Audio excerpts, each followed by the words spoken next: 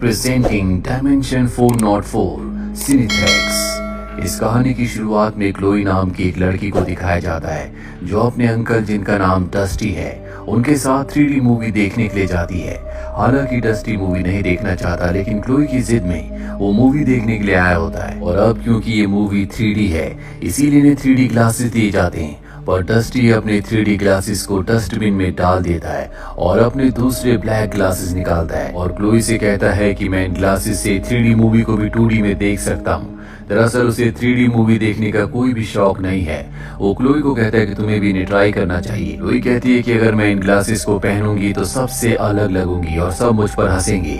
उसके uncle dusty कहते हैं कि तुम्हें लोगों की परवाह नहीं करनी चाहिए, वही करना चाहिए जो तुम करना चाहती हो। ये सुनने के बाद क्लोई अपने अंकल से ग्लासेस ले लेती है और सीट पर जाकर बैठ जाती है।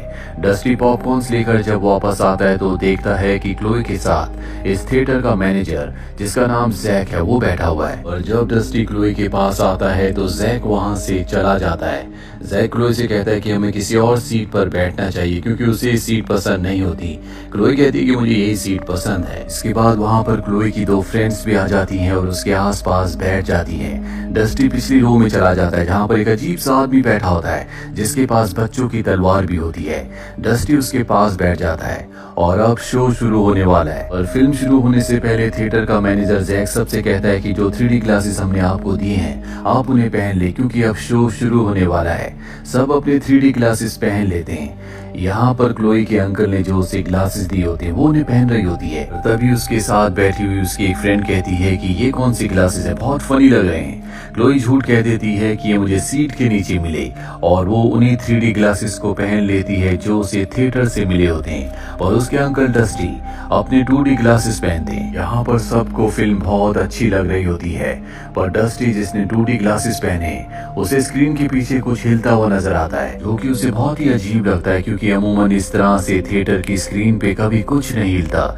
इसीलिए अपने पास बैठे हुए आदमी से उसके 3D ग्लासेस मांगता है ताकि वो देख सके कि सच में स्क्रीन के पीछे कुछ है या नहीं। पर वो आदमी उसे 3D ग्लासेस देने से मना कर देता है। जिसके बाद वो क्लोई के पास जाता है। क्लोई से कहता है क्यों ना तुम मेरे 2D ग्लासेस से एक बार फिल्म को देखो, मुझे स्क्रीन के पीछे कुछ हिलता हुआ नजर आ रहा है। क्लोई कहती है कि मैं उन ग्लासेस को नहीं पहनूंगी। जिसके बाद डस्टी अपनी सीट पर बैठ जाता है और अब जब वो मूवी देख रहा होता है तभी उसे मूवी की स्क्रीन के पीछे से एक टेंटिकल बाहर आते हुए दिखता है जो धीरे धीरे आगे बढ़ रहा होता है। पर ये टेंटिकल डस्टी के अलावा किसी को भी नहीं दिख रहा। और जब वो डस्टी की रो के सामने आता है तो डस्टी जोर से चिल्लाता है जिस वजह से टेंटिकल को पता चल जाता है कि डस्टी ने उसे देख लिया। डस्टी की तरफ बढ़ने लगता है लेकिन डस्टी अपने पैर सीट के ऊपर रख लेता है जिस दौरान उसके ग्लासेस गिर जाते हैं। वो देखता है कि टेंटिकल गायब हो चुका है। वो किसी तरह से सीट के नीचे से अपने ग्लासेस निकालता और पहनता है। आसपास टेंटिकल नहीं होता और जब वो ऊपर देखता है तो टेंटिकल उसी के ऊपर होता है जो उसके सर को पकड़ लेता है। डस्टी उससे छूटने की कोशिश करता है और अगले पल एक बार फिर से वो अपने ग्लासेस उतार देता है जिसके बाद वो टेंटिकल गायब हो जाता है। पर अब यहाँ थिएटर में जितने भी लोग बैठे होते हैं वो सब के सब डिस्टर्ब हो जाते हैं। डस्टी उन्हें बताता है कि यहाँ पर एक बहुत बड़ा टेंटिकल घूम रहा है जिससे हमारी जान को खतरा है। पर उसकी बात पर कोई भी विश्वास नहीं करता, यहाँ तक कि क्लोई भी उसकी बात पर विश्वास नहीं करती। और अब यहाँ पर थिएटर का मैनेजर जैक आता है। वो डस्टी को कहता है कि आप मेरे साथ बाहर चलो। डस्टी को बाहर जाना पड़ता है और मजबूरी में क्लोई को भी उसके साथ बाहर आना पड़ता है। डस्टी जैक को बताता है कि मैंने स्क्रीन के पीछे से एक टेंटिकल को बाहर आते हुए देखा। जैक कहता है कि अगर ऐसा कोई टेंटिकल बाहर आया होता तो सबको दिखता। क्लोई कहती है कि सब आपके 2D ग्लासेस की वजह से हो रहा है। अगर आपने उन ग्लासेस को पहना होता जो आपको थिएटर से मिले हैं तो आपको भी मूवी अच्छे से दिख रही होती।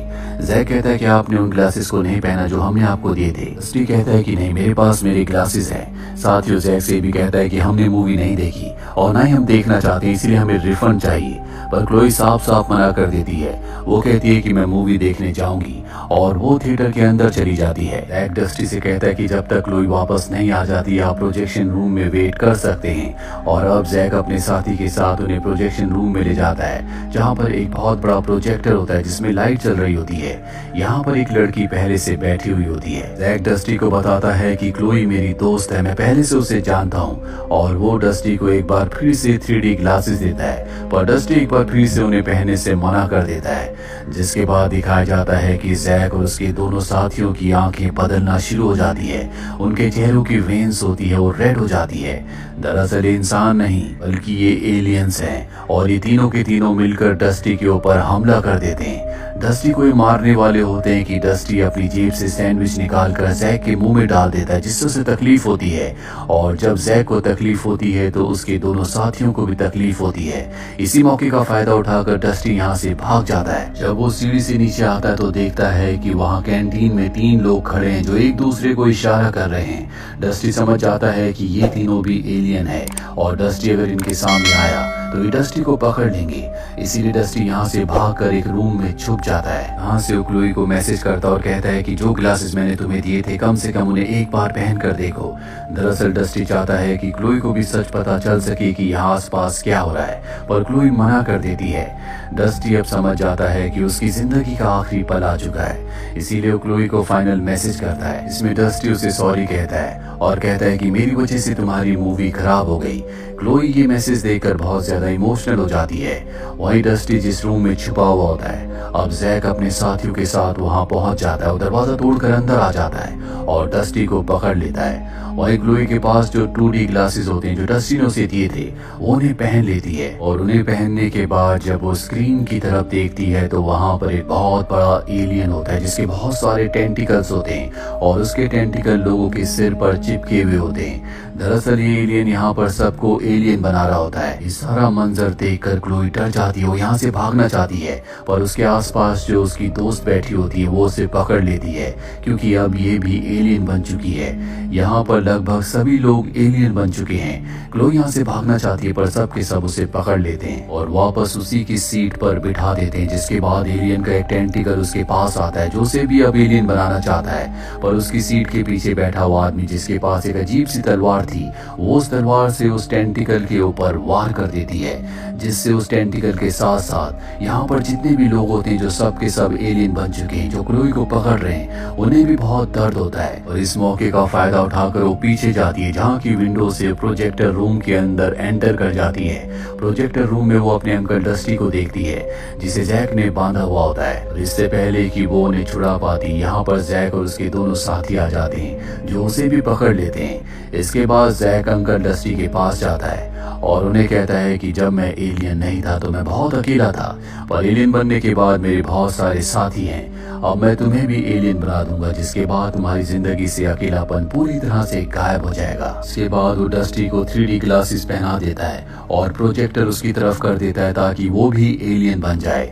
वही क्लोई जो जमीन पर होती है वो कांच के एक टुकड़े से जैक के साथी के पैर पर हमला करती है, जिससे उसे भागने का उठने का मौका मिल जाता है और कांच के उसी टुकड़े से वो प्रोजेक्टर पर भी वार करती है। प्रोजेक्टर के दूसरी तरफ एलियन होता है जिससे एलियन जख्मी हो जाता है। इसके बाद वो अपने अंकल को आजाद कर देती है, पर इससे पहले कि यहाँ से भागते जैक इन्हें कहता है कि तुम्हें एलियन बनना पड़ेगा, नहीं तो तुम वैसे भी मारे जाओगे। और अब उसके मुंह के अंदर से टेंटिकल निकलता है जिससे वो क्लोई को पकड़ लेता है और खींचकर अपने पास लाता है।